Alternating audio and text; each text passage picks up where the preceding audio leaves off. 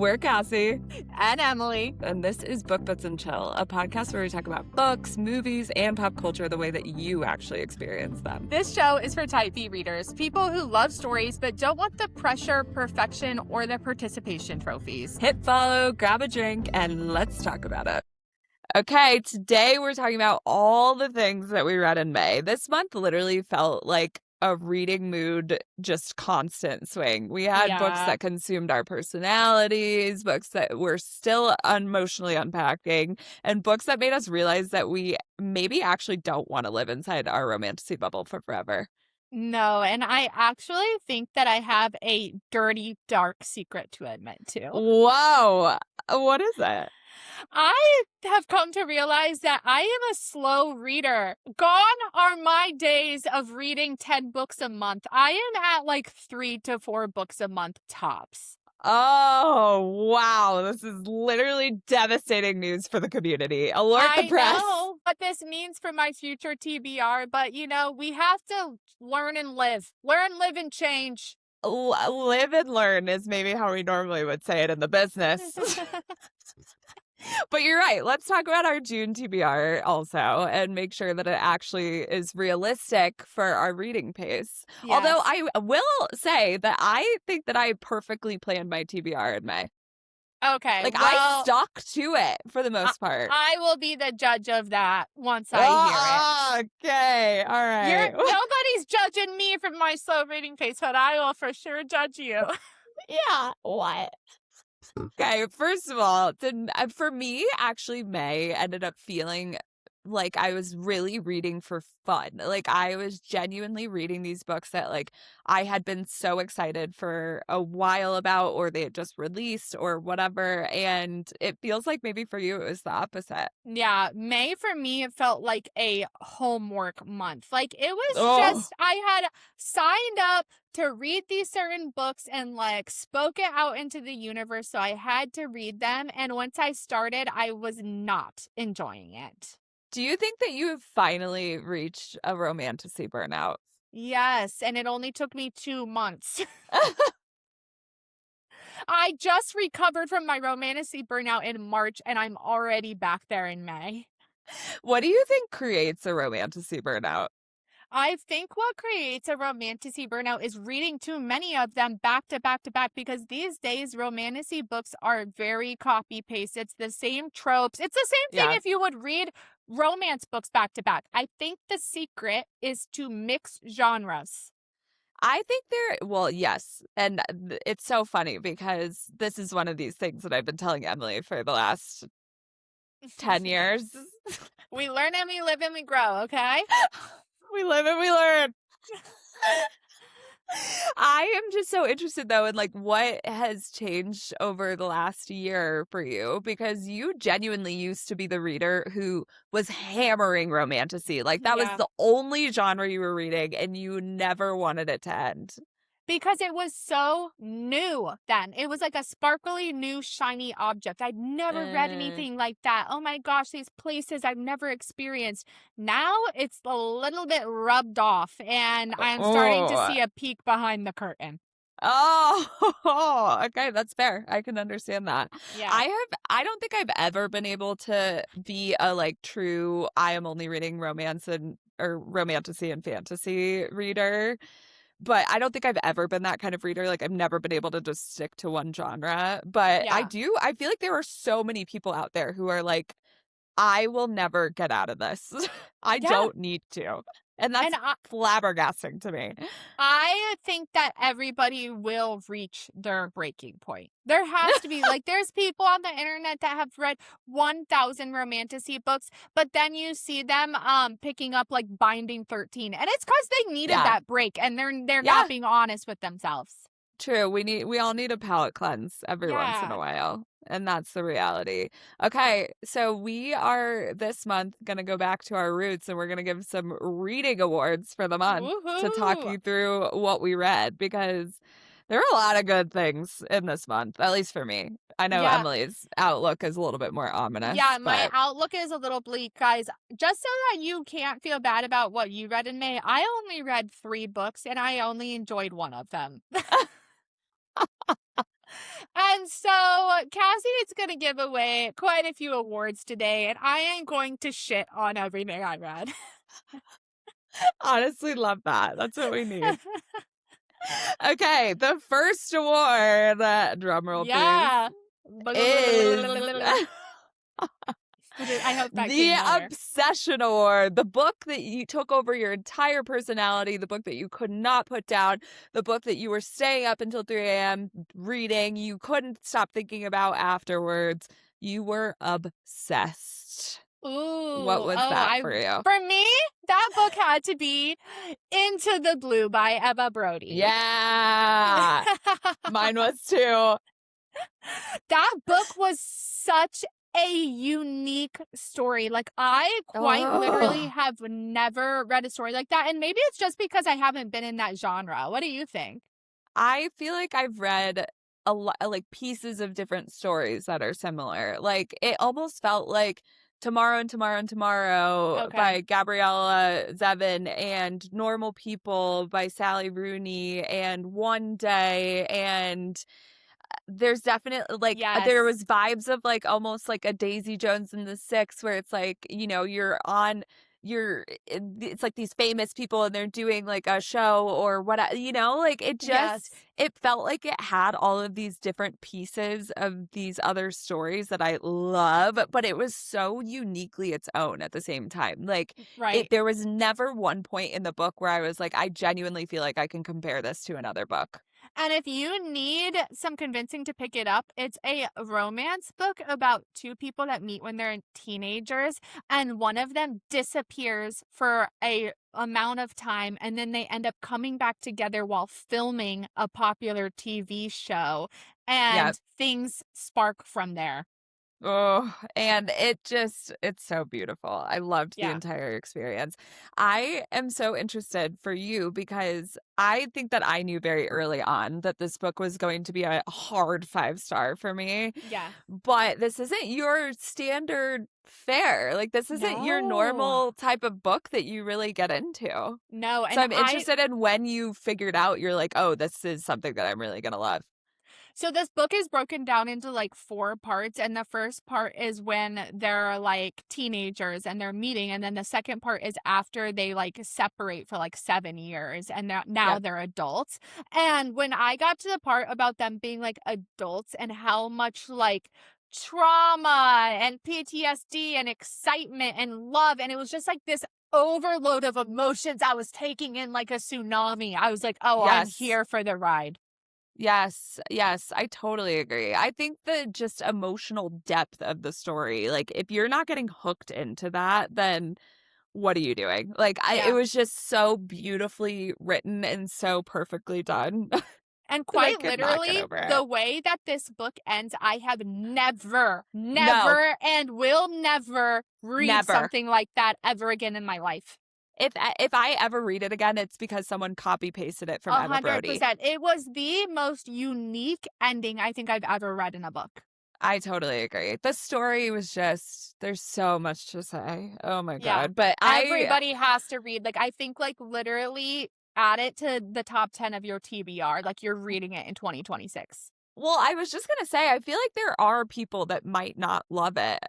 Right? Like, I feel like it might not be the book that everyone should read. Are we friends with those people? Like, are those people following us? I think, like to an extent, like if you're an avid romantasy reader that only loves romantasy, you're probably not going to like this. See, that's a weird thing is I actually think a romantasy reader would love this book because a romantasy reader loves a slow burn. They love this like tension over long periods of time. They I think they would love the sci-fi aspects of this book as well. You're convincing me. Because I'm right. I actually really think if you love romantasy, you would probably eat this book up. Yeah, and then like at the same time, if you love like Kristen Hanna books, like you would still love this book because it has that emotional depth. Yeah, I agree. I think if you are someone who maybe is very into like action packed, like you want a lot Murder, of mystery, thriller. movement in the plot. Yeah, if you like a thriller, if you are very embedded in that side of things, you might not be obsessed with this. But I do think generally anyone who reads any sort of romance, historical fiction, romantasy fiction, or literary fiction, probably even high fantasy, like if you're into that Yeah. kind of story too, I think you would Because the really enjoy sci-fi, this. yeah. Like, the Yeah, normal totally. people comparison was so good. Like, if you read Yeah. Into the Blue, you need to watch Normal People. If you watch Normal People Uh, and you were obsessed with it, you need to read Into the Blue. it literally, I finished it and it made me want to rewatch Normal People like Yeah. immediately. Yeah. It's just, Oh, oh, so good. so good. Okay, what's our next award before I I start know. Wait. crying? All right, Cassie, this one I think is specifically for you because the rest of my TBR falls in a dark place. So, this award is the Why Am I Still Thinking About This Award? We are Ooh, talking okay. an emotional linger, good or bad. So, this could have put you Uh, into a book slump or it could have given you a book hangover. okay, I think that I kind of have a tie for this one, Okay. if that's allowed. Yeah, sure. Why not? And This is your show. great, it's my show. I love that. Okay, so my tie is between Yesteryear Okay. and Famesick by Lena Dunham. Okay, and what is the tie? Like, what's the reason they're together? I'm thinking about them for such different reasons. So I'll start with Oh. Famesick because it's a little bit more superficial, but Famesick I'm still thinking about because of just all the gossip that was included in that book. Like all of the Ooh. celebrity gossip. Like you just learn so Ooh. many random things about random people that like you would not have think would or thought would have been name dropped. And I was Do you just think loving that. do you think there's people that are like pissed about what she included? I don't know. I wonder if she had to like tell them that they would be. I don't know. Oh. But honestly, if anyone would be pissed, it would be her ex, Jack Antonoff. Oh God. So was it a good book? Yeah, I liked it. I Okay. really liked it. What was your rating? She is an amazing writer. Like that, she is very obviously polarizing. She has had a lot of problematic moments, which she talks about in the book, but she is Mm. an incredible writer. And Yeah. if anyone has watched Girls, like you would Yeah, just she like love this wrote that book. whole show, didn't she? Yeah, you would literally eat this book up in 2 seconds. What did you end up So rating it? I rated it a 3.5. Okay, which is a good score. Great score. Great So score. now I'm kind of confused about what So Yesteryear is then. Yesteryear was just like a literal mind bender, honestly. Like it was one of those books where I had a new thought about it for like weeks afterwards. Like I would wake up and be like, oh Oh, my God, that part in Yesteryear was crazy. And I think that it was this book that I am still thinking about because there were just so many themes in it that were obviously very like poignant to where we're at today. So the book is about this trad wife influencer who like wakes up in the 1800s and she is like trying to figure out why she's there while she's also having to like live this life that she's been technically living online. yeah, And so poser. at a surface level, a poser, at a surface level, you're like, okay, this is going to be about influencer culture and about like the trad wife movement and all of that stuff, which it was, but there was just this underlying tone of this like performance of being a woman and like what that Ooh. means to different women. And Mm. it's so interesting because the thing that I continue to take away from it is that like we are all in our own little performances of like who we are as a woman, how we present, how we show up to the world. But we all kind of have the same undertones of like what we feel about things and what we think about things. And it was just so it Yeah. was blowing my mind. So Yeah. so what did you end up like what ended up sticking with you? Like what was the thing that you were like thinking about afterwards? That I think we have we have morphed and shaped feminism into our own kind of personal definitions of it when really on the whole it should be that we support each other in Okay. whatever decisions that we have made for our own lives. So this is not what I expected to get out of this book. And I know. And here's That the is thing is crazy. Here's the thing is the main character is 100% a villain, by the way. Like she is a product of her own making. Like she made her own decisions, whatever.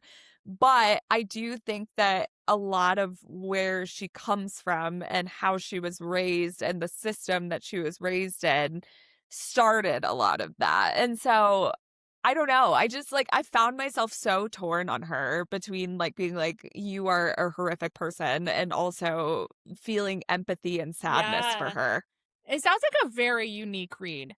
Oh, it's so good. So Honestly, what if did I you end had to up recommend a book to everyone, it would also be Yesteryear. so what did you end up rating it? 5. Wow. I loved it. I literally ate it up. Okay, I'm sorry, Lena Dunham. I'm sure your gossip was good, but I'm gonna have to give the award to Yesteryear as the tiebreaker. Ah, all right. That's fair. That's fair. Sorry, Lena. You did a great job, though. All right. Next award is where Emily really had some time to shine. This book was not for me award. And I think it Yes. speaks for itself. It's basically a book that was just a disappointment. But also, it could have been because it was the wrong time. Yeah. Whatever. There could be a multitude of reasons for why it was not for me. My book could have been Wrong Place, Wrong Time, which is actually a fabulous novel by Gillian Anderson, if anybody wants to read it. But my books were Direbound and Furybound, read back to back, 1 Yeah. and 2. Yeah. Never would I recommend.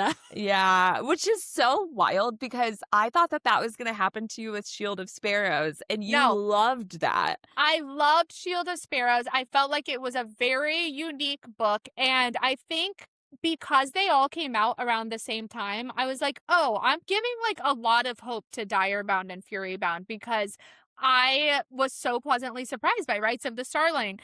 These Yeah, books are the classic, like 550, 600 page romantasy books. And I yeah, had to drag through the first one. And yeah, then because it ends on a cliffhanger, you like immediately start the second one that I dragged through again. yeah. That's so fair. I did feel like I was not having as much fun with Fury Bound as I had with Direbound last year. Yeah, and I do think about the Wrong Place, Wrong Time is that like I'm having some sequel fatigue. There Yeah, is so many so many romantasy sequels. sequels coming out right now. Dare I say too many? Too many. I agree because it's at a point where like if you want to enjoy your favorite sequel, you need to not read the Right, other ones because you're gonna burn yourself right. out. You have to have some semblance of self-control, and as we know, none of us have that. Yeah, but it could be a user error. Like, we need to learn to be okay with not reading things the moment they release. And I know that's Totally. hard with the internet because you're worried about spoilers and everybody else is rating it 6 stars and you want to know what happened. But like, we Yeah. need to read it on our own time. Yeah, agreed. Which I do feel like changed my opinion of Fury Bound versus yours. Like, I Yeah. feel like I enjoyed it more than you did because I literally had a year in between reading Direbound. Yeah. So it's It was tough. just a very average experience. Ah, tough, tough, tough, Tough, tough. tough. Yeah, I think that I would probably give my award to Fury Bound, but it was more just that it was not, I don't know. I think I was reading so many other really good books and other genres that I was like, Yeah. I don't even really need a romantasy this month, to be Yes, it was honest. such a strong month for other genres. I agree. So I don't want to ick anybody's yum because there were a lot of people that rated that book 6 stars. But Mhm. again, I just don't think that it was for us and we should have been smarter with our TBRs. I actually am not because I gave it 3 stars and I think that that's still a good rating. 3 stars is a good rating. That's Well, you right. know what? Even though I wasn't reading a lot of books this month, I was having some very dramatic reader experiences. Ah, okay. And one of those was a big culmination of a fight I'm having with Libby, the library app. Oh, I scary. am War on Libby. I am constantly trying to make use of my beautiful, beautiful libraries that I love, but Yeah. also fighting this urge where I really want to read a new release. So I've been trying to like get these new release books on Libby before I'm like on a 14-month hold for them. I mean, it's so hard because you have to pre-plan so well and know Yeah. exactly the release schedule for all of these books and immediately know to go to Libby to like put the hold on it. And Yeah. that's just too much. The science behind it is honestly like we could cure cancer if somebody figured out how to get Libby intact. And Truly. so I have been on hold for some books on Libby for months and months and months, literally moving them down my TBR every month, waiting for this this Libby holding things over me emotionally. These But tough lives that we the lead. craziest thing happened to me. What? I had unknowingly in January 2025 put in a hold for the sequel to When the Moon Hatched. I think it's called The Ballad of the Falling Dragons. Yeah. And I got the book on Libby hold the day it was released. Oh, wow. Okay. By my shock and awe, when I am in a pure romantasy ick, I am getting on release day sequels. On release. That is crazy because that was a big release. People I were know. very excited for that one. So I read When the Moon Hatched in like October 2024. So I Yes. must have seen like, oh, Sarah announces her next book. And I must have gone on Libby, looked it up, and just been like, oh, I can place a hold. Place. No idea. January 2025. I waited a year and a half. Crazy. Wow. And are you going to read it? No. Oh, that deserves a dramatic award.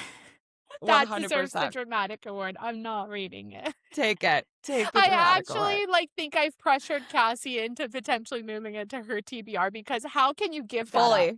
I mean, you can't. That's an infinity stone right there. Absolutely I know. not. Oh my gosh. Okay. Well, that is pretty dramatic. I didn't Yeah. really have some drama this month. Like I cried at Into the Blue. I cried at this book by Sarah Damoff called The Burning Side. Oh yeah. That was kind of dramatic because she became a auto-buy author for you. True. And there was a lot riding on that one. And she just can't disappoint. It's impossible at this point. Yeah. I'm unbelievably biased. I guess Theo of the Golden was like less emotionally impactful for me, which I was surprised by. Like I was thinking I was going to have a dramatic moment around that, and I didn't. Yeah, every other book club in America is reading that book right now, and I've been very surprised by the reviews. Yeah. Well, maybe I'll have a dramatic moment. That we're filming this before the month is done, so I still have 2 more books to read. Don't count me out. Don't count her out. She'll come Don't back. count me and my drama out, okay? You keep giving teasers to episodes like a month later where you're going to come back and let us know how things turned out. I will let you guys know how Talk about drama. Our Perfect Storm by Carly Fortune and Before I Let Go by Kennedy Ryan goes. I'll keep you posted. And I will actually, before she can, let you know how Our Perfect Storm was because I'm going to read it before she can. Oh, that's what she thinks. It's a war on the home front. It's a war. It's a torn house. All right. Okay. So I think, need to get into our June TBR because there's a summer reading reset that needs to occur here. And especially for me. Yes. And there's also a lot of really good TV coming out and movies coming out in June. So I feel like that's going to throw off how many books I'm going to be able to read. I know. Do you remember back in the day, there was like no new TV in the summer? Like it was a drought. You could only watch like reruns. Well, that's because they would like go on break because that was when TV was blasted throughout the fucking year. Yeah. So yeah, I do remember. And so now we're getting hit left and right with summer releases. And one of the things that I am struggling with is that Love Island USA and Love Island UK are coming out at the same time and they show daily episodes. Correct. This show are is 50 minutes long. Hard to be a fan of. It's such a show commitment. is insufferable and I love every second of it. It's so frustrating. I do think I'm going to take a different approach this year, and I'm just going to wait until halfway through both seasons and then start watching. But then, like, what are you gonna do? Like, binge watch it in portions, or? No, I'm just going to start from there because literally I can watch Love Island basically on TikTok. Like Yeah. at this point, people post so many clips, they post their reactions, they post the recaps. Like I genuinely don't even need to watch it at this point. So Yeah. I think I'm going to do that this It's time because I just an can't. insane fandom. It's just really It's too exhausting. much. And House But of the Dragon is back. So like yes! that is what I need to commit my actual time to I at know. this juncture. Every Sunday night, 9 p.m. And I usually go to bed at 9 p.m. and I stay up to watch this show, and it wrecks Yep. my sleep schedule every Yeah. summer. So I'm so stressed out by fucking Rhaenyra My doing crazy cortisol shit. is like so high. So high. Oh my God. I cannot wait. I am really interested in how they do this season because last season I was a little disappointed. I know. So maybe it's not going to be as distracting to our reading as we thought, because maybe we'll be so disappointed we'll need to dive into a book right after. Maybe. I hope not. I was obsessed with the first season. I hope they get their shit together. That's all I have to say. Okay, well, those shows I feel like will take a part of my time, but I'm hoping to really keep a balance, a good balance, because I have some really themed books that I'm really excited to read next month. I am so excited not to have homework this month and just enjoy reading again. Oh, yeah, baby. So Emily and I are going to the UK at the beginning of the month, which means that, of course, I am going to read some UK-themed books. Yeah. So I am going to read Emma by Jane Austen, which I'm really pumped about. Yes, which is a very interesting travel book, though, because are you going to take it on your Kindle or hard copy? That's a big book. Hard copy? It's not that big. Really? I feel like it's a chonker. No, it's not that big. How many pages? Maybe 400? Okay, that is a big book to travel with. I literally have it in my possession. It's not that big. It's like this thick. I think the print you are maybe mistaking as being big. Okay. Okay. I'm talking about, like, when I think about taking a book to travel, I am probably only taking my Kindle, first of all. But, like, it would have to be, which this is by TBR, and I know it's on yours too, is like the unreleased letters of Emma M. Lyon. The unsolicited journals of Emma M. Lyon. She's so excited about these on her TBR. Guys, I have to tell you something. Like, I don't know, like, the popular words or terms or titles of anything, but it's kind of nice, like, just living your life that confused. It's nice sometimes. Like, I genuinely, like, do not care that I just said that wrong. As you should not, to be honest. I couldn't support because I'm so excited to read it, and they're very small. Yeah. I agree. I think the first one is like at maybe under 200 pages, which is amazing. I could tuck that in my purse. Tuck it, baby. I am so excited to read Emma, though, because I feel like I paused on my classics journey for this year, and I'm ready to get back into it. I'm like thirsting for a really good classic, and we were really I feel like loving that. We were loving it. And I feel like, the internet is torn on if people actually enjoy classics or not. But I feel like I do, especially if they are very well timed or placed. Like Emma is set in the English countryside. Like that's where we'll be. It's in the summer. It's going to be basically the summer. Like, I feel like I'm going to be able to be more immersed in the story that way. That's very important. I wonder what your take is on this, because I have watched every adaptation of Emma that exists. I've watched at least 3 movies and an entire BBC show. So, like, I don't know that I would enjoy reading it. Really? Because I know the story so well already. I've seen one of the adaptations. I have not seen the Anya Taylor-Joy one. It's really good. I've heard great things about it. But no, I don't think it would ruin it. I think it would make it more fun, honestly, because you can like picture the characters. Yeah. I'm going to wait for your review. Okay. I'll keep you posted. Okay, so I know that we said this last month, but I think that we're actually serious and Yes. we are actually going to get back into the Boys of Tommen universe. 100%. It's time. I need this to cure my off-campus hangover. It is time. It is time to get into Joey's books. It is Yep. time to let Joey consume our everyday thoughts, feelings, everything. Which And I'm so excited. the casting photos came out. The internet was up in arms, baby. I have not seen all of us just actively like barf over a casting photo, I think ever. There's a lot of people on the internet that disagree with you, so I don't want to say we collectively barfed, but I do think that I think all a of lot the of people, millennials barfed. the majority of people were like, what? And then people obviously did their research and they looked at Instagram and stuff like that. And they were like, okay, we're going to calm down.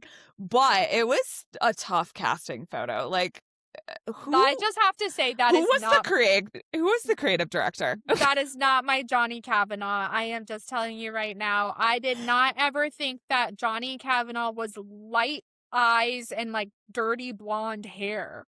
That photo was not my Johnny Kavanaugh. When I went and stalked his Instagram, I was like, I can see it. Like, I see the vision. That photo, absolutely not. The girl's perfect. 10 out of 10. Little Shan, no notes. Quite literally the littlest person I've ever seen.